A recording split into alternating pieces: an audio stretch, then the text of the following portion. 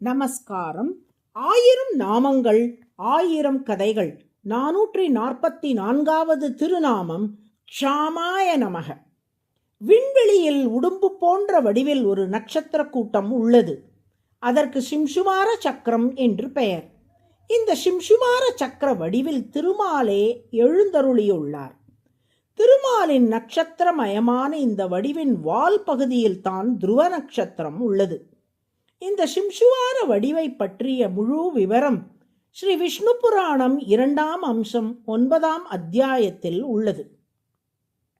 Matter can neither be created nor be destroyed என்கிற வாக்கியத்தை நம்மில் பல பேரும் கேட்டிருப்போம். உலக படைப்பை வேதம் விளக்கும் விதத்தை அடியொற்றியே இந்த வாக்கியமும் அமைந்திருப்பது கவனிக்கத்தக்கது. ராமானுஜரிடத்தில் ஒரு சீடர் இறைவன் இவ்வுலகை எங்கிருந்து எதை மூலப்பொருளாக கொண்டு படைக்கிறார் என்று கேட்டார். அதற்கு ராமானுஜர் ஜடப்பொருட்கள், ஜீவாத்மாக்கள், இறைவன் ஆகிய மூவகை தத்துவங்களும் எப்போதுமே இருந்து வருகிறார்கள். அறிவில்லாத ஜடப்பொருட்களும் அறிவுள்ள ஜீவாத்மாக்களும் இறைவனுக்கு உடலாக இருக்கிறார்கள்.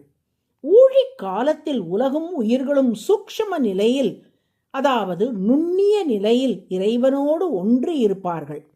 படைப்பு காலத்தில் அவற்றை ஸ்தூல நிலைக்கு இறைவன் மாற்றி பெயர், உருவ வேறுபாடு உள்ளவையாக ஆக்குகிறார். இதையே படைப்பு என்று சொல்லுகிறோம். மீண்டும் ஊழி காலம் வருகையில் உலகையும் உயிர்களையும் சூக்ஷ்ம நிலைக்கு மாற்றிவிடுவார் இறைவன். படைப்பு காலம் வருகையில் மீண்டும் ஸ்தூல நிலைக்கு மாற்றிவிடுவார். இந்த மாறுதலைத்தான் நாம் படைப்பு, அழிப்பு என்றெல்லாம் சொல்லுகிறோமே ஒழிய எதையும் புதிதாக இறைவன் உருவாக்குவதும் இல்லை, இருப்பதை அழிப்பதும் இல்லை என்றார். எங்களுக்கு புரியும்படி சற்றே விளக்க முடியுமா என்று மற்ற சீடர்கள் பிரார்த்தித்தார்கள். அதற்கு ராமானுஜர், ஒரு குயவர் பானை செய்கிறார் என்றால் புதிதாக ஒரு பொருளை அவர் உருவாக்குகிறார் என்பதை விட இருக்கும் பொருளின் நிலையை மாற்றுகிறார் என்றே சொல்ல வேண்டும். ஏனெனில் களிமண் என்ற நிலையில் இருக்கும் பொருளை பானை என்னும் நிலைக்கு குயவர் மாற்றி தருகிறார்.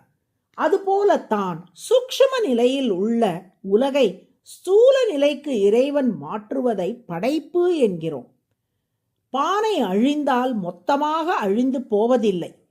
பானை என்னும் நிலை மாறி தூள்களாக ஆகிவிடுகிறது. அங்கேயும் நிலை மாற்றம்தான் ஏற்படுகிறது. அவ்வாறே ஊழி காலத்திலும் உலகம் அழிந்து விடுவதில்லை. சூக்ஷ்ம நிலைக்கு அனைத்தையும் இறைவன் மாற்றிவிடுகிறார் என்று விளக்கினார். உலகும் உயிர்களும் இறைவனுக்கு உடலாக இருக்கிறது என்று சொல்லும் பட்சத்தில் இவைகளுக்கு ஏற்படும் நிலை மாற்றம் உள்ளிருக்கும் இறைவனை பாதிக்குமா என்று மற்றொரு சீடர் கேட்டார். அதற்கு ராமானுஜர், ஆவிசேர் உயிரின் உள்ளால் யாதுமோர் பற்றில்லாத பாவனை அதனை கூடில் அவனையும் கூடலாமே என்ற நம்மாழ்வாரின் பாசுரத்தை மேற்கோள் காட்டி, உடலுக்கு வரும் மூப்பு, வியாதி உள்ளிட்ட மாறுதல்கள் எப்படி ஜீவாத்மாவை பாதிப்பதில்லையோ அதுபோலத்தான் பிரபஞ்சத்துக்கு ஏற்படும் மாறுதல்களால் உள்ளிருக்கும் இறைவன் பாதிக்கப்படுவதில்லை.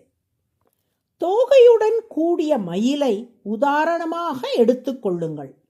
ஸ்தூல நிலையில் உள்ள பிரபஞ்சத்தோடு கூடிய இறைவன் தோகையை விரித்தாடும் மயிலை போன்றவன் என்று கொள்ளலாம். ஊழி காலத்தில் சூக்ஷ்ம நிலையில் உள்ள பிரபஞ்சத்தோடு கூடிய இறைவன் தோகை மூடிய மயிலை போன்றவன் என்று கொள்ளலாம். இரண்டு நிலைகளிலும் மயிலுக்கு எந்த மாற்றமும் இல்லை. தோகைத்தான் விரிந்த நிலையிலோ அல்லது மூடிய நிலையிலோ உள்ளது. அதுபோல் ஊழி காலத்திலும் சரி, படைப்பு காலத்திலும் சரி இறைவன் மாறுவதே இல்லை. அவனுக்கு உடலாக இருக்கும் பிரபஞ்சம் மட்டுமே நிலை மாறுகிறது. படைப்பு காலத்தில் மொத்த நட்சத்திர மண்டலத்தையும் தாங்கியபடி சிம்சுமார சக்கரம் திகழும். ஊழி காலத்தில் சிம்சுமார சக்கரத்தில் உள்ள 4 நட்சத்திரங்கள் மட்டுமே அழியாது நிற்கும். சிம்சுமார சக்கரம்தான் திருமால்.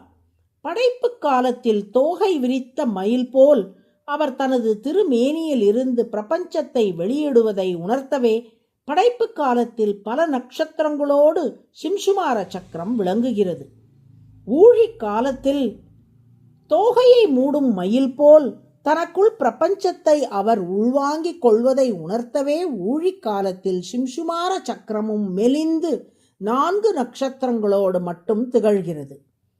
இப்படி பிரபஞ்சத்தை சூக்ஷ்ம நிலைக்கு மாற்றி தனக்குள்ளே உள்வாங்கி வைத்துள்ளார் திருமால் என்பதை ஊழிக்காலத்தில் 4 நட்சத்திரங்களோடு மெலிந்திருக்கும் சிம்சுமார சக்கரம் நமக்கு உணர்த்துகிறது.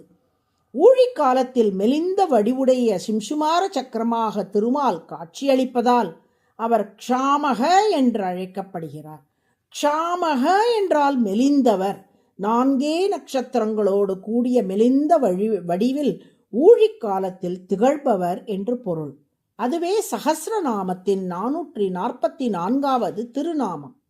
க்ஷாமாய நமக என தினமும் சொல்லி வரும் அன்பர்களுக்கு வாழ்வில் தேய்பிறை இல்லாத வளர்ப்பிறை ஓங்கும்படி திருமால் அருள் புரிவார். நாராயண நாராயண.